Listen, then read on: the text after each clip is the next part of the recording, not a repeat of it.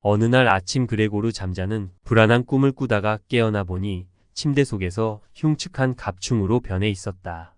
그는 철갑처럼 단단한 등을 바닥에 대고 누워 있었고 머리를 약간 쳐들자 활 모양의 각질로 칸칸이 나뉜 둥그런 갈색 배가 보였다. 몸뚱이에 비해 형편없이 가는 수많은 다리들이 속수무책으로 버둥거리며 그의 눈앞에서 어른거린다. 이게 무슨 일이지? 그는 생각했다. 꿈은 아니었다. 카프카의 변신 중에 변신의 첫 문장은 지금 보기에도 상당히 놀랍습니다.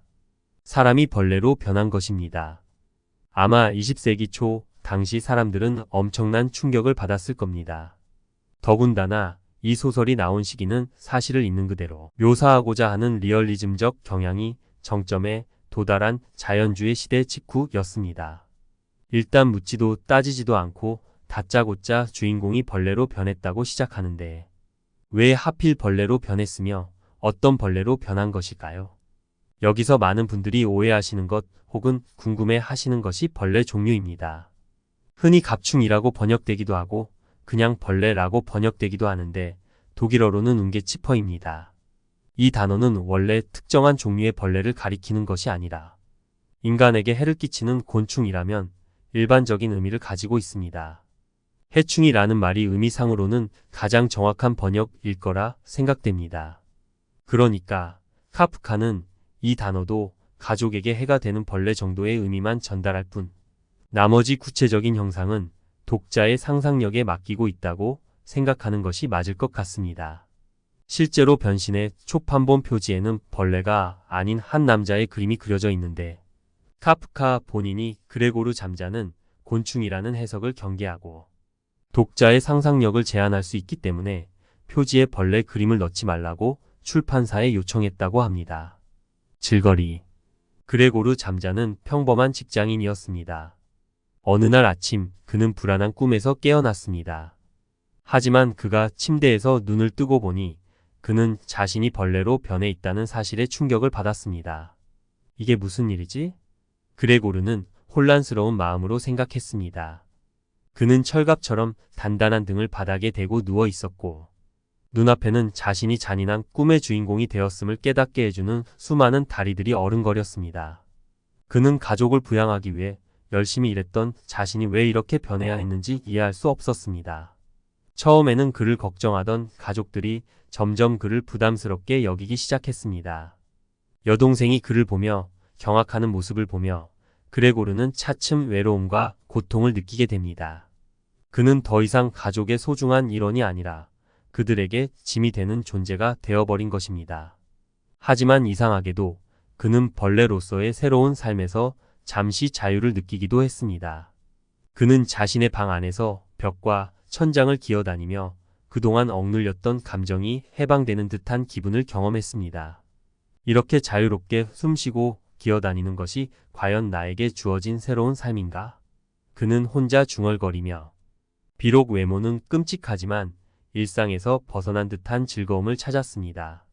그러던 중 가족은 그레고르의 존재가 더 이상 필요 없다고 느끼기 시작합니다. 그들은 그를 방에 가둬두고 하수긴을 들여서 생계를 이어가려 합니다. 그레고르는 자신의 방 안에서 점점 외롭게 갇혀가는 느낌을 받았습니다. 가족이 자신의 존재를 외면하는 것에 슬픔을 느끼던 그는 결국 스스로 숨을 거두게 됩니다. 말하자면 한 집안의 경제적 가장인 어떤 남자가 벌레로 변하면 어떤 문제들이 생겨났는지, 그리고 가족들은 이에 어떻게 반응하는지를 보여주는 이야기인 것입니다. 그런데 아이러니한 것이 이렇게 파격적인 도입부와 황당한 줄거리를 가진 변신이 카프카의 작품들 중에선 그나마 가장 해석하기 쉬운 축에 속한다는 것입니다. 작가가 말하고자 하는 바가 그래도 비교적 분명합니다. 주인공 그레고르의 벌레로의 변신과 이후 벌어지는 일들이 우리가 살아가고 있는 자본주의 사회에서의 인간 소외를 잘 보여주고 있기 때문입니다. 식구들이 이렇게 조용하게 살고 있었다니 그레고르는 이렇게 혼잣말을 하고는 어둠 속을 뚫어지게 바라보면서 자기가 부모님과 누이 동생에게 이토록 훌륭한 집에서 이렇게 살 수 있게 해준다는데 커다란 자부심을 느꼈다. 그런데 이제 이 모든 평화와 풍요, 만족이 끔찍스러운 종말을 맞이하게 된다면 그런 생각에 빠져들지 않기 위해 그레고르는 차라리 몸을 움직이며 방을 이리저리 기어다녔다. 카프카의 변신 중에 주인공 그레고르는 몸을 움직일 수 없어 무기력한 상태에서도 자신이 왜 해충이 되었는지, 어떻게 해야 다시 사람으로 돌아갈 수 있는지에 대해 고심하는 것이 아니라 자신이 영영 일하지 못하게 될지도 모른다는 걱정에 빠집니다. 가족들을 부양하는 경제적 기능을 통해 자신을 확인받아 왔기 때문입니다. 소설 속에서 주인공 그레고르가 해충이 된 부분은 위와 비교했을 때 그다지 심각하게 느껴지지 않기 때문에 독자 또한 그렇게 느끼게 됩니다. 산업화의 특징 중 하나가 뭐냐면 본인이 본인의 의사와 반하게 큰 메커니즘 안에 들어갔다고 하더라도 결국은 그 메커니즘을 내재화해서 자기의 역할로 자기 자신을 규정해 버리는 겁니다. 하지만 아버지는 그동안 모아놓은 돈을 꺼내며 당분간은 걱정 없다고 말합니다. 그리고 다 같이 일을 하자고 말합니다. 그레고르는 모아둔 돈을 숨겼다는 사실을 알고 배신감을 느끼면서도 이내 자신이 벌레로 변했으니 아버지의 선택이 옳았다고 생각합니다. 그 이후 그레고르는 자신의 방에 가둬 진채 여동생이 가져다 주는 음식을 먹으며 하루하루를 연명합니다. 집안에서의 여동생은 그레고르에게 각별한 존재입니다. 아버지가 빚을 지자 그레고르가 가족의 생활비를 전부 떠맡고 고된 일을 하면서도 따로 돈을 모으며 여동생을 음악학교에 보내줄 계획까지 세우고 있었습니다. 그러다 보니 가장 가까운 사이인 여동생이 그레고르의 식사를 담당하게 됩니다. 언젠가 아마 그레고르가 변신한 지 벌써 한 달은 지난 터라 누이 동생으로서도 그레고르의 외모를 보고 기겁을 할 특별한 이유는 더 이상 없는 때였는데 그녀가 보통 때보다 조금 일찍 오는 바람에 그레고르가 사람 놀라게 하기 딱 좋게 일어선 자세로 꼼짝하지 않고 창밖을 내려보고 있는 것을 보게 되었다. 그녀는 평소보다 훨씬 더 불안해 보였다. 그걸 보고 그레고르는 자신의 모습이 누이 동생에게 여전히 역겹고 앞으로도 계속해서 역겨울 것임을 알아차렸다.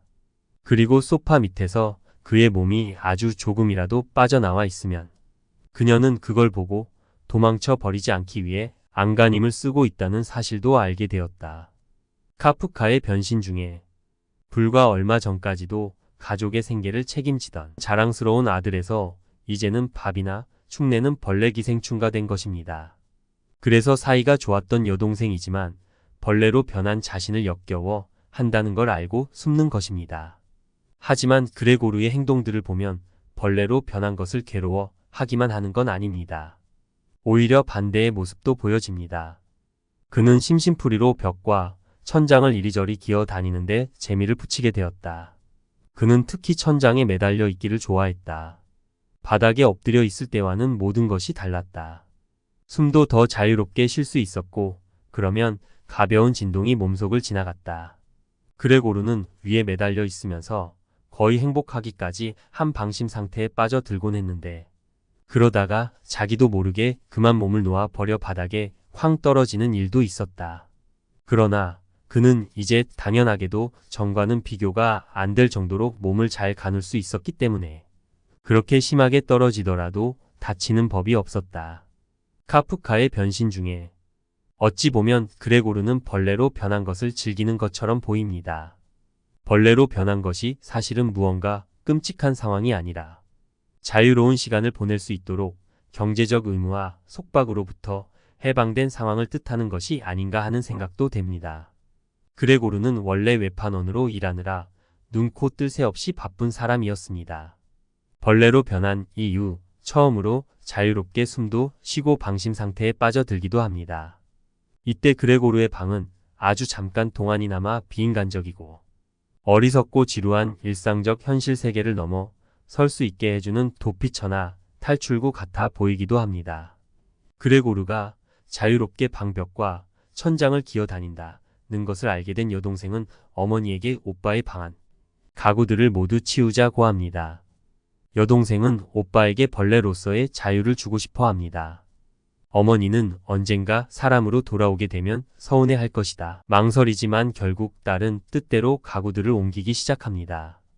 하지만 그레고르는 자신의 물건들을 다 빼내간다는 것에 당황하며 자기가 직접 고른 그림이 들어있는 액자만은 사수하려고 합니다. 그는 서둘러 그림 위로 기어 올라가서는 유리의 몸을 밀착시켰다. 유리가 그레고르의 몸에 찰싹 붙으면서 뜨거운 배에 기분 좋은 느낌이 전해져 왔다. 그레고르가 이제 몸으로 그림을 완전히 덮어버렸으므로 적어도 이 그림만은 결코 아무도 빼앗아 가지 못할 것이었다. 어머니는 옆으로 비켜서서 꽃무늬 벽지 위에 있는 거대한 갈색 얼룩을 보고 말았다. 그리고 자기가 본 것이 그레고르라는 것을 분명히 깨닫기도 전에 울부짖는 듯한 거친 목소리로 외쳤다. 아 하느님, 아 하느님. 카프카의 변신 중에 그레고리가 벌레로 변한 이후 어머니는 아들의 모습을 처음 마주하고는 기절하고 여동생은 어머니의 약을 찾으러 갑니다. 그 사이 그레고르는 처음으로 방 밖으로 나가 거실을 돌아다니다가 퇴근해서 돌아온 아버지와 딱 마주치게 됩니다. 벌레로 변한 그레고르는 자신의 방 안에서는 자유로워졌지만 방 밖에선 자유로울 수 없습니다. 외부의 시선이 전혀 다릅니다. 자유를 추구하는 개인은 사회적으로 볼 때 이상적이거나 긍정적인 존재이기 어렵고 특히 경제적인 맥락에서 벗어나서 자유로워질 경우 벌레보다 못한 정도가 됩니다. 아버지는 식기장 위에 과일 접시 있던 사과로 주머니를 가득 채우고는 일단은 별로 정확히 조준하지 않은 채 사과를 연이어 던져댔다. 이 작고 빨간 사과들은 마치 전기 충격이라도 받은 듯이 바닥을 이리저리 굴러다니며 서로 부딪혔다. 약하게 던져진 사과 하나가 그레고르의 등을 스쳤지만 상처를 입히지는 않고 그냥 미끄러져 떨어졌다. 하지만 그 즉시 뒤이어 날아온 사과는 그레고르의 등에 정통으로 박혔다. 그리고 어머니는 손을 아버지의 뒤통수에 대고 그레고르의 목숨만은 살려달라고 빌었다. 처음부터 상처를 입히려고 사과를 던진 카프카의 변신 중에 처음부터 상처를 입히려고 사과를 던진 건 아니라고 말합니다. 그저 방으로 다시 내쫓기 위해 사과를 던지는데 그중 하나가 등껍질에 박히게 됩니다. 아버지의 의도와 달리 아들은 아버지의 행동에 치명적인 상처를 입습니다. 변신은 중반 이후로 넘어가면 가족들이 일을 하면서 경제적으로 살아남을 수 있는 길을 찾지만 살림은 점점 쪼들리게 됩니다. 그러던 중 문제가 발생합니다. 그레고르가 단순히 부양가족을 넘어서 경제적 활동을 방해하는 존재가 되는 겁니다. 그 문제가 첫 번째로 드러나는 것은 가족들이 지금 집이 너무 크고 비용을 줄이기 위해 작은 집으로 이사하고 싶은데 그레고르 때문에 이사를 못하는 상황입니다. 식구들이 이사를 하지 못하는 가장 중요한 이유는 완전한 절망감, 주위의 친척이나 친지들 가운데 그 누구도 당해본 적이 없는 불행에 빠져버렸다는 생각이었다. 가족들은 세상이 가난한 자에게 요구하는 일들을 안간힘을 쓰면서 해내고 있었다. 아버지는 하급 은행원들에게 아침 식사를 날라다 주었고 어머니는 모르는 사람들의 속옷을 만드는데 몸을 바쳤으며 누이 동생은 손님들의 명령에 따라 판매대에서 이리저리 뛰어다녔다. 카프카의 변신 중에 이사 문제는 당시 독일 가정의 모습을 잘 보여줍니다. 초기 자본주의 사회의 열악한 생활 조건과 노동 조건, 임대료 상승에 훨씬 못 미치는 낮은 임금 상승률 등이 노동자들의 삶을 힘들게 만들었습니다. 예를 들어 1900년경 베를린의 가정은 43%가 방 하나짜리 집에서 28%가 방 2개짜리 집에서 살았는데 독일은 거실도 방으로 치니까 대부분 다 원룸에서 살았던 겁니다. 때문에 한 방에 8명씩 자야 하는 경우도 드물지 않았고 많은 가정에서 난방은 부엌만 될 뿐이었다고 합니다. 또 화장실은 대부분 공용 정원이나 계단실에 있었고 노동자들의 주거 환경이 얼마나 열악해 있는지 쉽게 짐작할 수 있습니다. 이런 상황이었기 때문에 아들이 돈을 잘 벌어왔을 때 빌려놓은 방 3개짜리 집이 너무 부담스럽게 느껴지는 것이었습니다. 그래서 대신 딸의 방을 비워 하숙인을 받기로 합니다. 하지만 상황은 점점 더 나빠집니다. 하숙인들이 여동생의 바이올린 연주를 듣고 싶다며 거실에 모여 있을 때 그레고르는 바이올린 소리를 따라 자기도 모르게 거실로 나가게 되고 하숙인들은 거대한 벌레를 발견하게 됩니다. 그러고는 가족들이 자신들을 속였기 때문에 당장 집을 떠날 것이라며 손에 배상을 요구합니다. 그러자 아버지는 화가 나서 그레고르를 밖으로 쫓아버리려 합니다. 그레고르의 가장 호의적이었던 여동생은 마지막 순간에 가장 단호하게 벌레와 오빠를 구별하는 것도 여동생이 하게 됩니다. 저건 없어져야 해요. 누이 동생이 소리쳤다. 그게 유일한 방법이에요, 아버지. 아버지는 적의 그레고르라는 생각부터 버리셔야 해요. 이토록 오랫동안 그렇다고 믿은 것이 우리의 진짜 불행인 거예요. 어떻게 적의 그레고르일 수가 있어요? 만일 그레고르였다면 인간과 저런 짐승이 함께 살 수는 없다는 걸 진작 알아차렸을 거고 자진해서 떠났을 거예요. 그랬으면 우리에게 오빠는 없겠지만 오빠에 대한 추모의 마음을 간직하고 살아갈 수는 있었겠죠. 하지만 이 짐승은 우리를 쫓아다니며 괴롭히고 하숙인들은 몰아내고 있어요. 결국 집 전체를 독차지하고 우리는 거리에 나앉게 하려는 게 분명해요.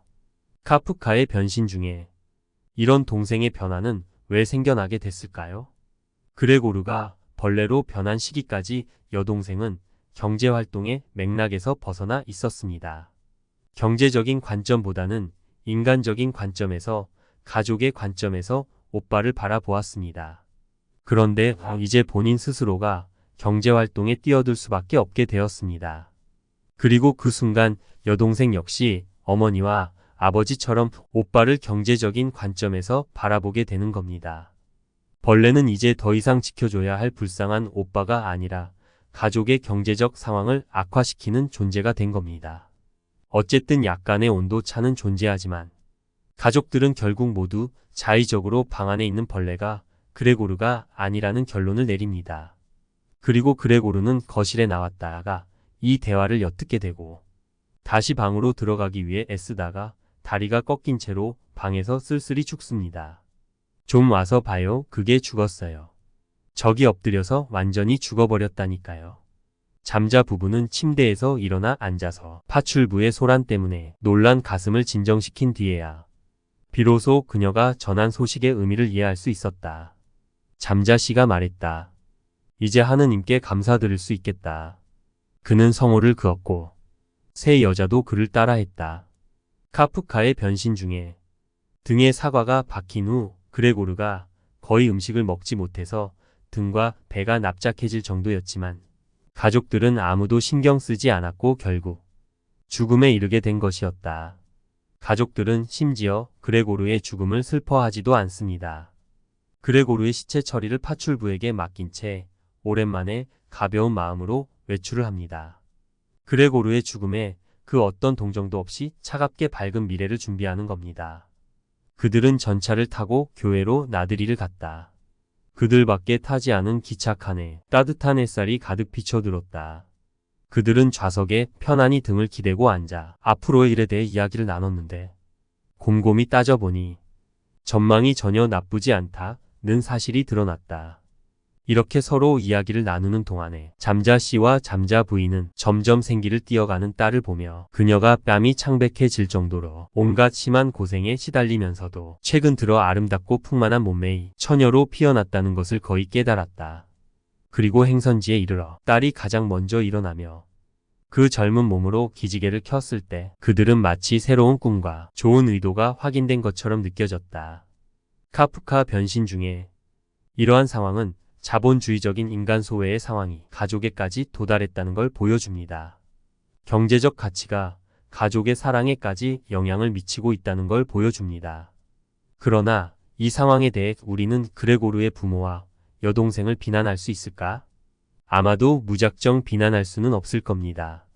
사람이 벌레로 변했다는 초자연적인 사건으로부터 출발한 이야기는 어느 순간 이렇게 현대사회를 살아가는 우리들이 처해 있는 상황에 대한 비판적 이야기가 되어버립니다. 소설 초반의 초자연적인 사건으로 인해 생긴 현실로부터의 거리가 오히려 이 소설의 비극적인 현실성을 더 두드러지게 만들어준 것입니다. 가족의 관계가 경제적인 가치에 의해 결정될 때 더 이상 경제적인 역할을 수행하지 못하는 가족 구성원은 그것이 그레고르가 됐든 그레고르 여동생이 됐든 벌레 같은 존재로 인식될 수밖에 없는 것입니다. 변신의 세계 속에서 그레고르가 사라져 버린 이 순간 부모의 눈에 딸이 사랑스러워 보이는 이유는 딸이 현재 돈을 벌고 있기 때문입니다. 하지만 이제 경제적인 역할을 그만두고 대학을 가겠다고 하는 순간 딸도 그레고르처럼 벌레에 불과한 존재가 되어버리는 것입니다. 지금도 그렇지만 변신이 쓸 무렵 19세기 독일은 인간의 가치가 오로지 경제적 기준에 의해서만 판단되는 자본주의 사회에서 노동력을 상실한 사람은 아무 가치가 없기 때문입니다. 노동력을 잃은 노동자는 쉽게 다른 인력으로 대체되고 아무런 사회적 보호를 받지 못한 채 사지에 내버려졌습니다. 노동자 재해보험국에서 15년간 일하며 산업재해 보험 관련 업무를 하던 카프카는 사고로 노동력을 상실한 사람들을 보며 많은 생각을 했던 것 같습니다.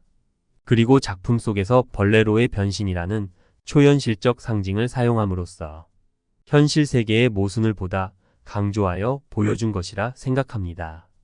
카프카는 어렸을 때 억압적인 아버지 밑에서 자라났습니다.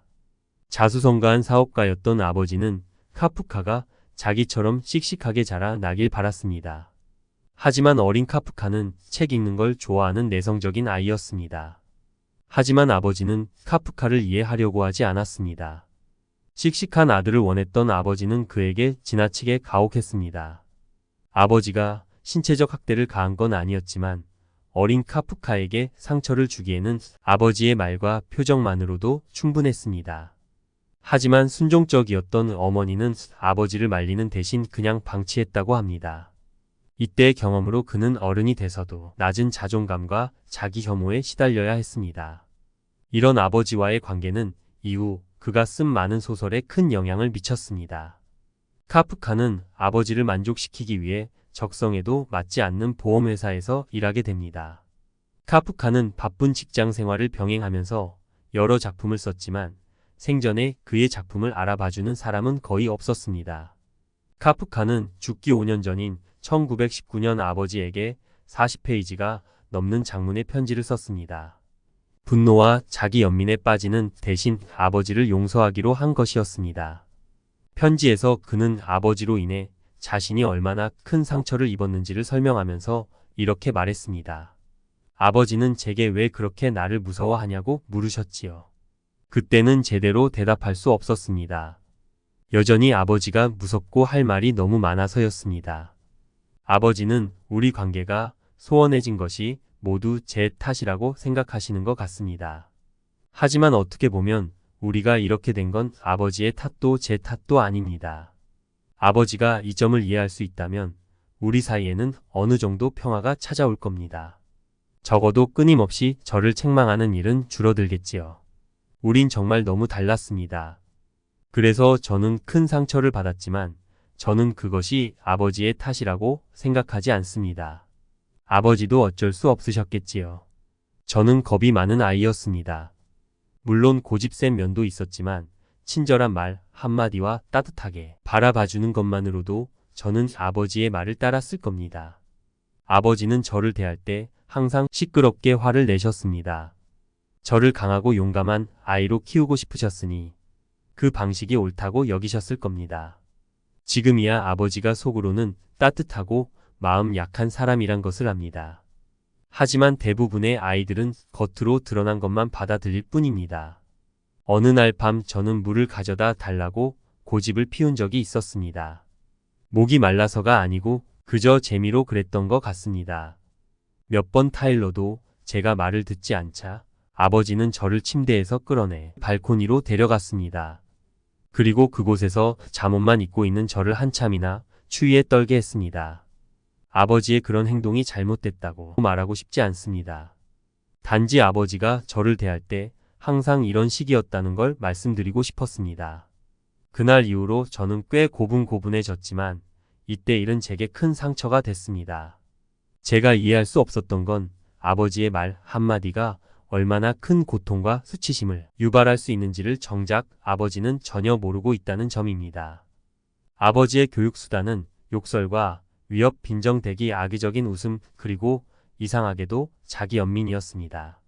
하지만 제가 정말 필요로 했던 건 약간의 격려와 친절함, 그리고 제가 진로를 찾을 수 있도록 길을 터주시는 것이었습니다. 아버지는 그러는 대신 길을 막아 버리셨지요. 물론 더 나은 진로를 선택하라는 배려였다는 것은 압니다. 하지만 그건 제가 가고 싶은 길이 아니었습니다. 카프카 편지. 카프카는 어머니에게 편지를 건네면서 아버지에게 전해주라고 부탁했습니다. 하지만 어머니는 차마 그 편지를 아버지에게 전달할 수 없었습니다. 며칠 후 어머니는 아들에게 편지를 돌려주면서 가족을 위해 열심히 일하는 아버지에게 그런 편지를 읽게 할 수는 없다고 말했습니다. 그렇게 카프카는 아버지에게 편지를 전달하려는 마음을 접게 됩니다. 그로부터 5년 뒤인 1924년 카프카는 40의 나이로 세상을 떠났습니다.